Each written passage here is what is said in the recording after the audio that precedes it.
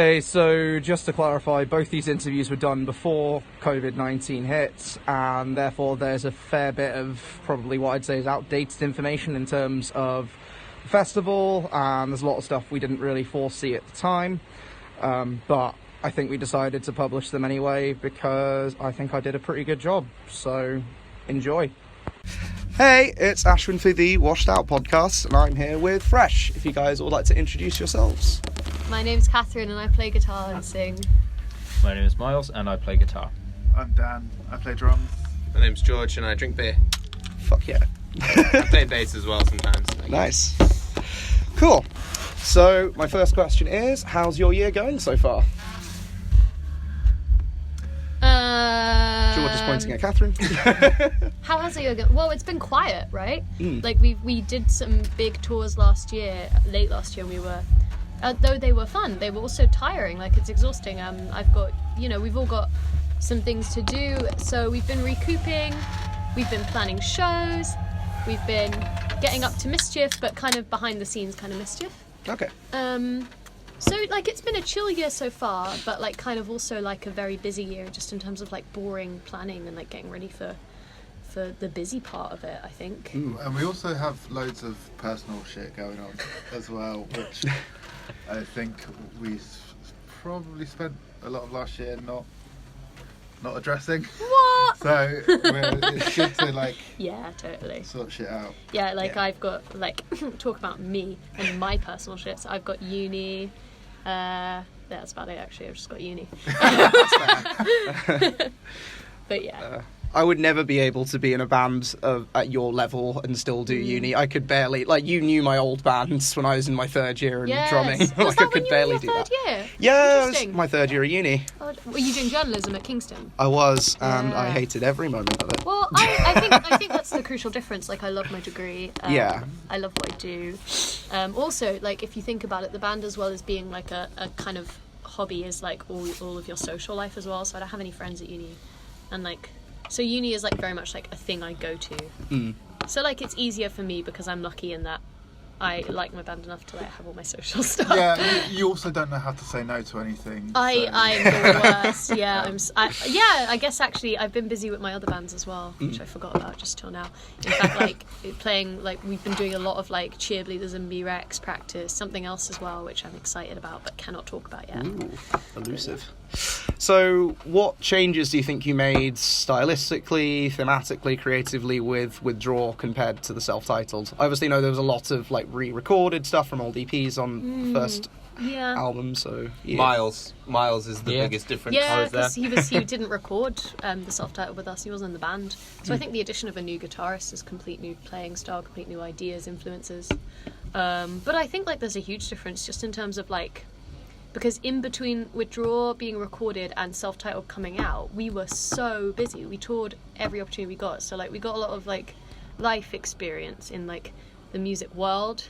So like I feel like I learnt a lot. Like I learnt how to like breathe properly when singing, and like sometimes it's good to not shout everything, and like you know, like yeah. So I think, and I personally like got a bit more comfortable with like singing in like a sweet way and like embracing like a nice vocal sound instead of feeling like I have to be tough and like scream all the lyrics. Like, but like, I feel like we all just got so tight because we were touring so much. We all got very good at playing together, and we all got better at our instruments because we were playing lots. Yeah, also the first album was, well, like you say, like some old songs from EPs and stuff. It was basically 12 songs that we had recorded and used. We didn't write them with a view to them being an album, whereas I think with the second album we kind of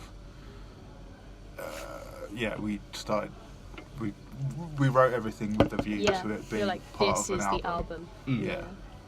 That was really nice. Like, yeah, I suppose like a first album is like all the songs you have, Yeah. and then anything after that is basically written and recorded. Yeah, I guess with the purpose of it being the self-title was like about being like, this is us, just putting ourselves out there, just Yeah, being yeah, like, yeah. hello, we are a band and we would like to be a band. Whereas And the we- second and we- one, we've already like, we don't have to prove to people that we're a band by Withdraw. We can just be like, oh, okay, this is, we can take You can breathe a bit. It's funny because people talk about the difficult second record, right? But I feel God. like it was a lot easier. it was because I guess that in a way this was kind of like the first record that we made Totally. as the band that we are now. Yeah. And I don't know. It's almost like the first record again. Yeah. So Yeah, that's yeah. fine. Yeah. I mean, we did record an old song when we were recording Withdraw, with Cinema Wise, but we decided not to put it on the album for that reason, that we didn't want to just put old stuff on there. We want it to be like completely new. Nice. Having Rich as well record it, I think was a big influence on the way it turned out. Like working with him was really nice, and I think he had a lot of great ideas. Yeah. Cool. I would like to ask what the story behind going to Brighton is, because weirdly enough, when you released that album, You messaged me about this. I did, but I'd like to hear on the record. Going to Brighton is based on the experience of my very best friend in the world, Frankie, who moved to Brighton for uni, and then moved back to London and to like work instead of study. And she was feeling quite caught in between, like, you know, like it's a major life change, like moving city, starting a job, stopping studying, like doing all these things, and like I was like really like proud of her and like inspired by her at the time, because I was like I'd never left home. I was like, I chose uni in London because I was scared to move out, so I was like quite inspired by like how she was like making difficult decisions, but also like but yeah, so I feel like that's that. And then also like I had a crush on someone at the time, so there's like romantic things as well. Plus sick riffs. Yeah, no, I jokingly suggested that the song was actually just about a commute to Brighton. About like being stuck with loads of people on the you train. thought the stuck between people line was literal. Yeah. You Southern Rail. It's actually about having so many You've been on great loves and admirers that you just can't choose, which is a problem I struggle with on daily. Yeah. No, I thought it was poignant to bring it up because you released it around the time I already made plans to move to London, and I was like, for fuck's sake. And then when you move to Norwich, we're going to release a song called Going to London. Always going to get a step behind you. Always. Always. I hope I don't have to move to Norwich. Oh God, I've said it now. Which is lovely. Is it? It's a pedestrianised city centre. I don't know, I think I'd get sick of the Alan Partridge quotes after 5 minutes or so. I don't think the people who live there respect it as much. Yeah, you mentioned... Who's Alan Partridge? Oh, shit. Sorry. Fuck's sake. Out of the two big tours you did last year, namely Adult Mum and Pup, what was your favourite? Well, you see, every tour in my heart's a big tour. We don't believe in rock stars. There are no small tours. Exactly. Whether we're touring with some fresh-faced young kids who are looking to have a dream, or whether we're touring with rock and roll gods, there is no... No, I'm kidding. I don't know. They were very, very different tours. Adult Mum, I admire Stevie so incredibly much because they are a very successful and prominent artist, but they do, they have a real ethic of, this is what I want out of my music and this is what I want to do. You know, they made sure we had our instruments, they drove us everywhere, we shared a van, they sorted out place for the night, and at the end of the tour they still you know, sent us money, like, you know, like we stayed with their families and, you know, live in Stevie and so that was a really nice experience, because when you're in America it's a bit scary because it's like a whole other continent and culture and time difference. But then the Pup tour was really good as well, because even though they're at quite a mainstream level, they also in a different way have that kind of DIY spirit. Like they always made sure that we were comfortable. Their team were very nice to us. They were very... There was one night where like a sound guy like completely slathered my vocals in reverb, and it was embarrassing. It was like horrific. It was really bad, and it didn't come through the monitors, so I didn't know how bad it was. So I saw a video later that it was embarrassingly bad. Oh. And then like they were like, I'm so sorry that happened. Like you need to, like, anything you need on this tour, you need to ask for, and you need to tell us what you want and all this. So like, you know, I don't know, like. They were the salty tour dogs They were, that yeah. we needed to sort of show us how to do the sort of tour that we were on with them. Yeah. Because it was...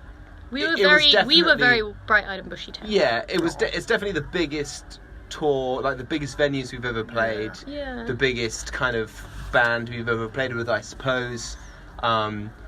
Well, definitely toured with.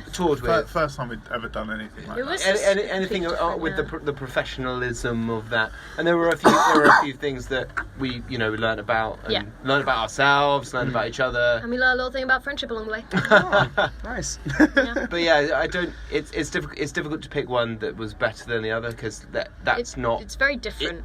Every single tour is an amazing time. Yeah. There's also unique difficulties on every single tour. Every tour has its best bits and its worst bits, and there's no way for you to be able to say this was the best because of this. This was the best because of this. The only thing that I would say is that playing the Fest was the best thing that I have ever done. I think, and that's like for me personally was a thing I've always wanted to do, and when I finally got to do it, it lived up to everything I wanted it to be. I think like and more. across the board, America was a more satisfying tour because it was more new to us. Like, we were in a different country, it felt more like a holiday. Whereas when you're doing the pup tour, it's Manchester, London, Birmingham, like places we know really well, which is also fun in a different kind of way. But like, what I loved about the pup tour was the night we all went out for a drink at the bar in Manchester, so that was a really special moment. That was really fun. Like, the whole tour crew, all the bands went out and we had a drink together. We all stayed up till like 4 a.m. or something. But then the Adult Mum tour, my favourite bit was on George's birthday in North Carolina when we went bowling. Oh, and that was really sweet. And the bowling alley was like stuck in the 80s. You had to use like a little manual. It was like the Big Lebowski. It was amazing. And like every tour has that, like so. But the only other thing, sorry, that's one of my tropes. But watching young people watch Catherine sing on a stage like the stage we had for the pub tour was unbelievable. It was so beautiful watching these kids just look up to you with this a lot of kind like of teenagers came up to me after the shows and wanted like, pictures. They were very and excited. It was super excited to meet you, and it was just like, this is cool. Yeah, this is like a really cool thing that we're doing. It's definitely like you're playing to the people that you want to reach. Because like the DIY scene is amazing, but in fact we do kind of there is a tendency that it's quite insular, and in fact it's not as easily accessible to younger people as it should be. So all these, of course, younger kids, they're not into like super nuanced stuff yet. They're going to pub shows, which they're going to like huge shows. I could go to pub shows, please, thank you. Okay, yeah, but okay, they're going to shows with the band that had Finn Wolfhard in the music videos. You know what I mean? Like that, and that's their way in, and that's really exciting. Of course. And it would have been so easy for Pup to have an all-male tour lineup, but instead they made conscious efforts to fundraise every night for local charities. They made conscious efforts to make women feel welcome on their tour. Like, talked about Labour, talked about they getting out and registered people voting, to vote. and like, it was great. They were good lads, and I admired them loads. And like I watched. All right for them. a bunch of men. No, they're not bad for a bunch of men. It's why I said every night, and like every night, like there was like at best a titter. Like every night when you came off, it was like Stefan was like, "Fuck yeah." Stefan loved it, but no one else liked it. But yeah, which is fine. Like, but I like to on the tour. I like to watch the bands as much as I can. Like for Adult Mum, like I'm watching them play every night, and I'm literally taking notes and thinking, how can I be more like this? And if I like a band, I'm like I like to say we take a little bit of every band we tour. Like we talk about the Bets, that really helped with us writing Withdrawal. Jesus Christ, like, so many people like, you went on tour with the Best, didn't you? So like I think for Pup as well, that attitude, that drive, I really want to add that. Not sure how it will happen yet, but like I'm really excited. We definitely kind of do a Frankenstein's monster of.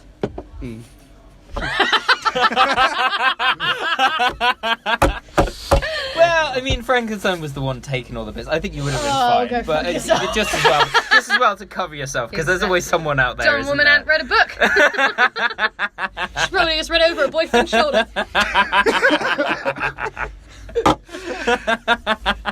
Fucking hell. I got a bit mad about the angry imaginary situation. I didn't read it over my boyfriend's shoulder. I read it by myself. I watched the movie. Time to read. Sorry, anyway. No, it's all right. I was just going to say as a final question, do you reckon a lot of people here are like, friends or people who've seen Fresh a billion times, or do you think there's people from the pop show that have come here? Like, what do you reckon? Majority people who are Fresh. Yeah, it's a regulars. mix. Like when I was printing off the ticket lists today, it's the first time I really looked at the names. I didn't recognise quite a lot of them, which is rare for a London show. It starts to get scary in your band where you don't recognise the names of the people liking your stuff on Instagram and Twitter and buying merch orders, and when that starts to happen, it's okay, are you a bot? Yeah. You a fucking bot. Yeah, you fucking bot. But I think a couple people will be pup transplants. Yeah, I reckon so. And we last week did 6 or 7 mail orders to the States. Yes, I noticed that. Which is mad. That's more than normal for us. Yeah. Which is exciting. What are these people doing? And they're commenting come to Austin, Texas. And I'm like...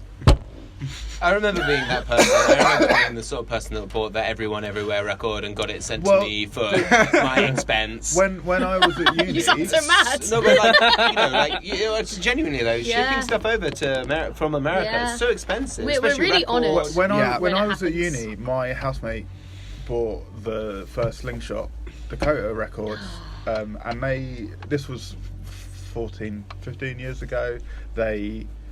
Dan, you're not that old, mate. They were so... 'Cause I'm older than you. They were so... Yeah, no, 14... Shut up. Anyway.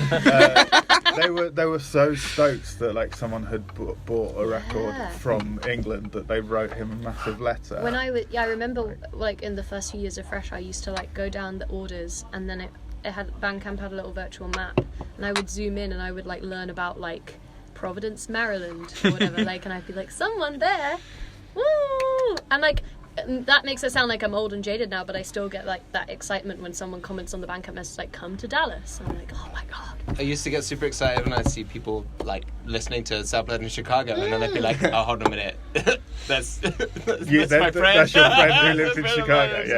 Because that's the great thing about doing bands, is that you make friends. That's what was so rewarding for Fest, because at the merch, someone was oh, when you guys were announced for Fest, I'm from Australia, I bought plane tickets. Yeah. Because I knew you're not coming to Australia. Yeah. I was well, okay, we might come to Australia, but yes, it's smart. Probably not gonna yes, we are. No, never say never. Fresh Australia 2020. To be fair, the Biths were if you ever want to come to New Zealand, the Beats. come to New Zealand. Yes. So I think we're going to do that. Don't put that I did a bad New Zealand accent. I mean, there. the best wouldn't expect anything less of you. Oh no, to be they fair, know. they wouldn't. Yeah, I've said many. That's going to be the soundbite for the rest of the Did you stuff. see they played with the Pixies last night? Yeah, legends. I see. So that's something else, right? Seeing them play the Hammersmith Apollo with Green Day, Weezer. They're doing that in America, but no. Oh. So I saw them play. I went to see Death Cab for Cutie, but I went to see Death Cab for Cutie because my friends, the Beths, were playing.